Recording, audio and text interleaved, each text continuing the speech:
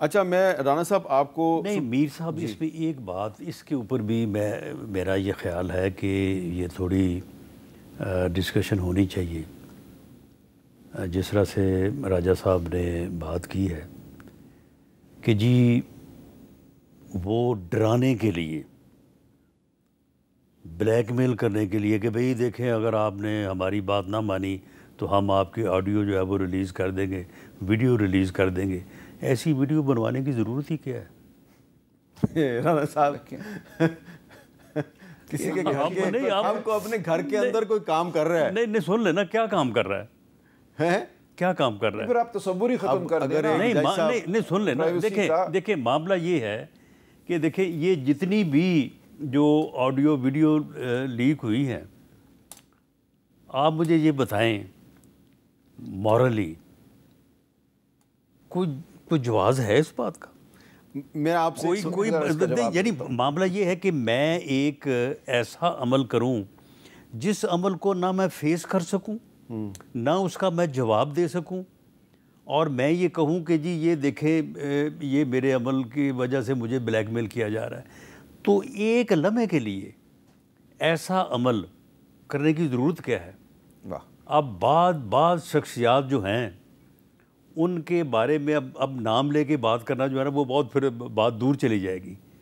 معاملہ یہ ہے کہ جس گفتگو کا حوالہ راجہ صاحب نے دیا, یار یہ گفتگو ایسے بنتی ہے, ایسی گفتگو کرنی چاہیے.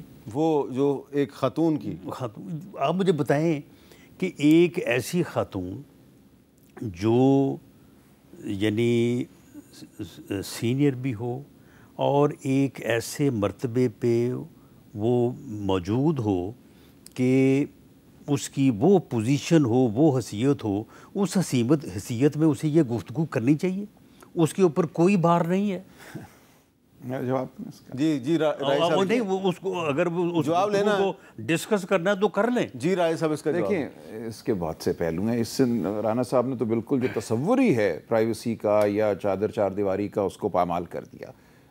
ذہن میں آتا ہے حضرت عمر کے حوالے سے ایک گھر سے انہوں نے آواز سنی, کوئی طرب کی, موسیقی کی, انہیں لگا یہاں کچھ ٹھیک نہیں ہو رہا. انہوں نے وہاں جھانکنے کی کوشش کی بطور خلیفہ وقت, اور اس گھر کے مالک نے کہا کہ آپ کا یہ کوئی حق نہیں ہے, آپ میرے گھر میں جھانکیں. دیکھیں یہ تمدن کا اصول ہے, یہ دین کا اصول ہے. آپ کسی کے گھر میں نہیں جھانک سکتے. اس کا معاملہ اپنے اللہ تعالیٰ کے ساتھ ہے, وہ جزا سزا پائے گا. ریاست کا یہ کام نہیں ہے, خلیفہ وقت کا یہ کام نہیں ہے کسی کے گھر میں وہ جھانکے. چلے یہ بتائیں کہ جرم کی پرائیویسی ہے. ایک لمحے کے لیے کہہ رہے ہیں جرم کی پرائیویسی ہے. ایک لمحے کے لیے کوئی شریعت کوئی دنیا کا قانون. رک جائیے, دیکھیں بالکل ہے. اس میں بات بہت گہرے اصول کی ہے. پوری دنیا کا تمدن جو ہے وہ اس بنیاد پر قائم ہے کہ آپ گھروں میں نہیں جھانک سکتے, ریاست گھر میں نہیں جھانک سکتی. آپ کو یاد ہوگا, آپ کو ہمیں یہ پڑھایا گیا تھا بچپن میں کہ خلیفہ وقت اس وقت کے حضرت عمر وہ ایک گھر کی جانب بڑھے. یہ سن کر کہ اس گھر سے کوئی طرب کی آواز آ رہی ہے, کوئی موسیقی کی آواز آ رہی ہے, انہیں لگا کہ یہاں شاید کوئی غلط کام ہو رہا ہے. انہوں نے جب اس گھر میں جھانکنے کی کوشش کی تو مالک نے یہ کہا کہ آپ کو کوئی حق نہیں ہے کہ آپ میرے گھر میں جھانک سکیں. یہ ایک بنیادی اصول ہے شریعت کا بھی اور قانون کا بھی. شریعت سے اگر آپ ہٹ کے بھی تمدن کو دیکھیں, قانون کو دیکھیں, کیونکہ دیکھیں ناپسندیدہ گفتگو تک پہنچنے کے لیے آپ کو پھر ہر گھر میں آلے نصب کرنے پڑیں گے نا. آپ کہیں گے کہ کیا پتہ کل یہ کوئی ناپسندیدہ گفتگو کر لے. آپ اگر احتمال یا شک کی بنیاد پر یہ کرنا شروع ہو جائیں گے تو پھر کوئی بھی محفوظ نہیں. ہمارے سب کے گھروں میں آلے لگ جائیں گے کہ شاید اس کی کوئی گفتگو جو ہے وہ ناپسندیدہ ہو جائے. اسی کو تو سرویلنس اسٹیٹ کہتے ہیں, جو جارج آرول لکھ رہا تھا بیچارہ 1984 اس زمانے میں کہ اینیمل فارم, اور 1984 کے نام سے اس کی کتاب یہی تو تھی کہ big brother is watching you, کہ ریاست آپ کے ہر عمل کو دیکھ رہی ہے. اس میں آپ کی کوئی خلوت نہیں ہے, آپ کی ہر بات جو ہے وہ ریاست دیکھیں میر صاحب بات یہ ہے کہ خلوت جو ہے یا پرائیویسی جو ہے, جرم کو کسی قسم کی کوئی جو رائٹ آف پرائیویسی حاصل نہیں ہے.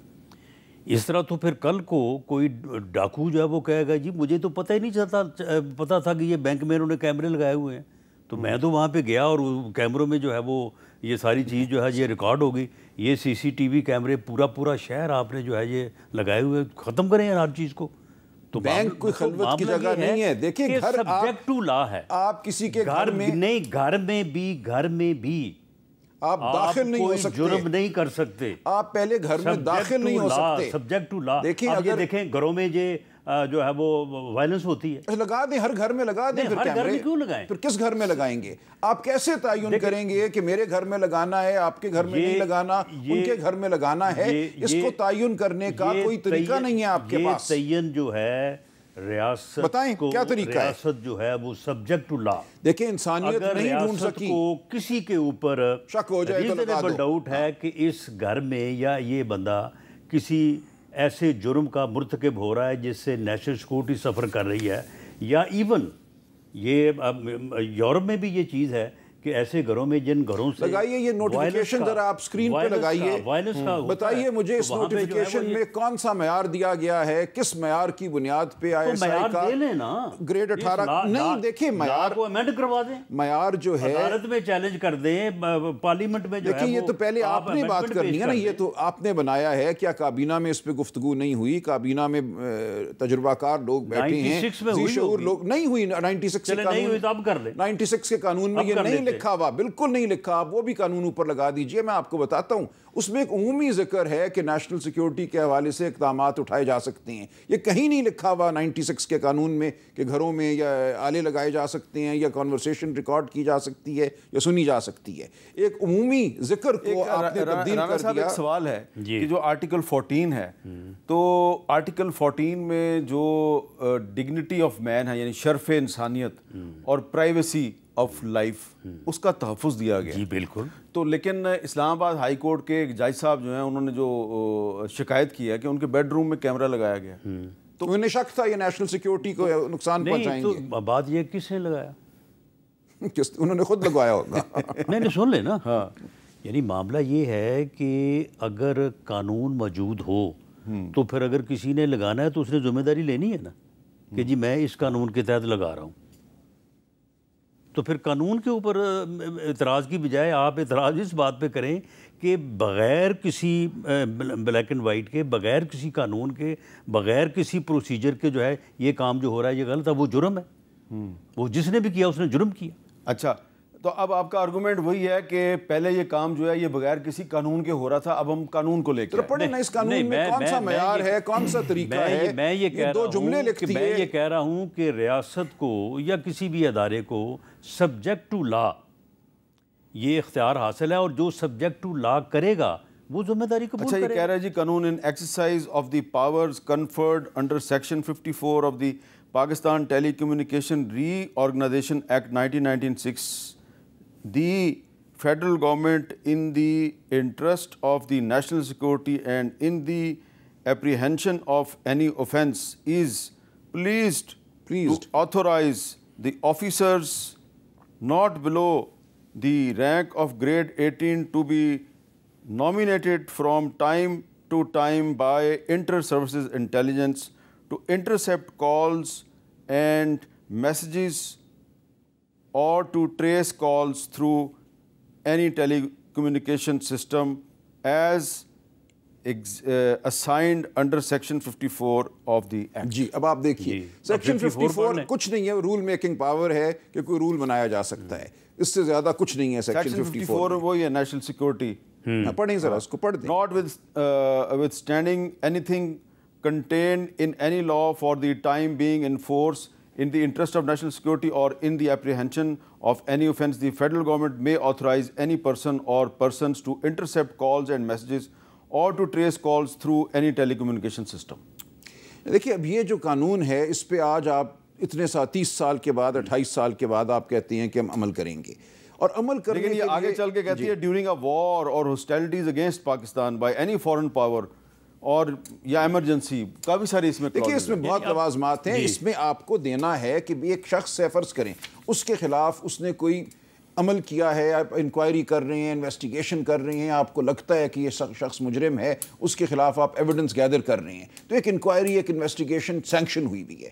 وہاں تو کوئی بات سمجھ میں آتی ہے کہ اس کی کوئی کالز آپ انٹرسیپٹ کریں، میجسٹریٹ سے اجازت لیں جا کر اور کہیں کہ ہم یہ کرنے لگے ہیں. یہاں تو کچھ بھی نہیں ہے. یہاں تو یہ لکھا ہے گریڈ 18 کا جو افسر ہے فرام ٹائم ٹو ٹائم اس کو ISI بس طاقت دے دے گی اور وہ کسی بھی کی بھی کال جو ہے ان دی اپریہنشن اس خیال سے کہ شاید یہ کوئی جرم نہ کر بیٹھے، اس کی کال وہ apprehend کر دیکھیں سکتے میر ہیں۔ صاحب، یہ دہشت گردی کے جو حالات ہیں، آپ KPK کے حالات کو دیکھ لیں، وہاں پہ بعض علاقے ایسے ہیں کہ وہ گورنمنٹ سائڈ سے نہیں، دونوں سائڈ سے یہ کہا جا رہا ہے کہ مغرب کے بعد وہاں پہ لا اینڈ آرڈر کی جو صورتحال ہوتی ہے وہ آپ کے سامنے ہے۔